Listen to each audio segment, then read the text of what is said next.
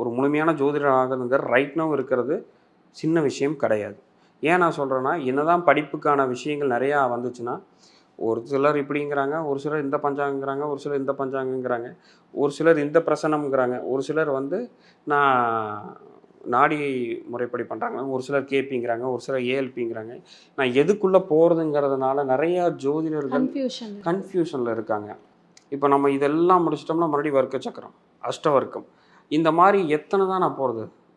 எத்தனை தான் நான் படித்து ஒரு முழுமை அடைகிறதுங்கிறது ஒரு குழப்பமான ஒரு மனநிலையில் நிறைய பேர் போயிடுறாங்க. ஸோ ஜோதிடம்ங்கிறது கடல். அது நீங்கள் கற்றுக்கிட்டு அடுத்த கட்டத்துக்கு கூர்மையாக்கிட்டே போகலாம்.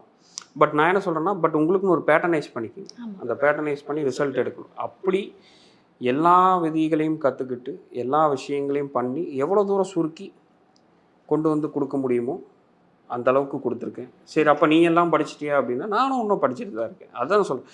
நான் என்னுடைய லைஃப் டைம் வரைக்கும் அந்த ஜோதிடத்தை விட போகிறதில்ல, படிச்சுக்கிட்டு தான் இருக்க போகிறோம். அது யாராக இருந்தாலும், அது பெரிய பெரிய மகான்களே சொல்லியிருக்கிறாங்க, ஜோதிடம் கடல், யாரும் முழுமை அடைந்தது கிடையாது அப்படிங்கிறது.